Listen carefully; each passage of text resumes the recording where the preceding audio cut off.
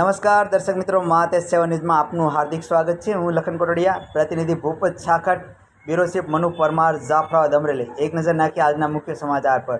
અમરેલી જિલ્લાના જાફરાબાદના સફાઈ કામદાર વાલ્મીકી સમાજ દ્વારા નગરપાલિકા સામે 5 દિવસ આંદોલન કરવામાં આવ્યું હતું। જાફરાબાદના વાલ્મીકી સમાજ દ્વારા જાફરાબાદ નગરપાલિકા સામે 5 દિવસ આંદોલન કરવામાં આવ્યું હતું। જાફરાબાદ નગરપાલિકા સામે આંદોલન કરી 3 માંગો કરવામાં આવી હતી અને ધ્યાને લઈ નગરપાલિકા દ્વારા 5 દિવસ બાદ માંગો સ્વીકારવામાં આવી હતી।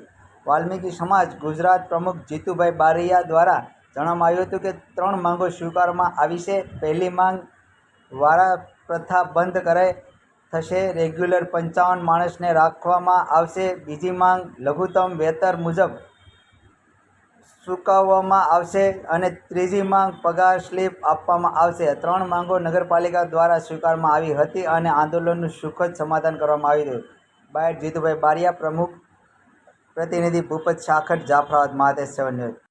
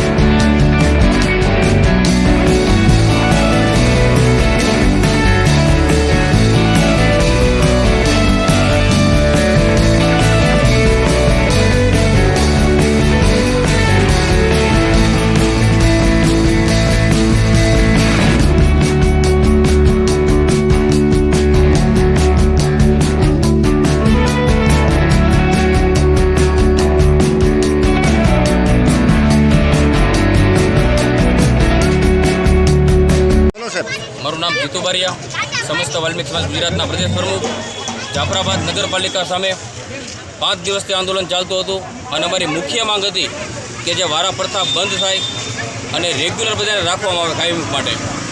તો 55 કર્મચારીને રેગ્યુલર માટે રાખવામાં આવશે, કોઈને વારા પ્રથામાં નહીં રાખવામાં આવે। બીજી માંગ કે એને લઘુત્તમ વેતન મુજબ પગાર ચૂકવવામાં આવશે। ત્રીજી માંગ એવી હતી કે એને પગાર સ્લીપ આપવામાં આવશે।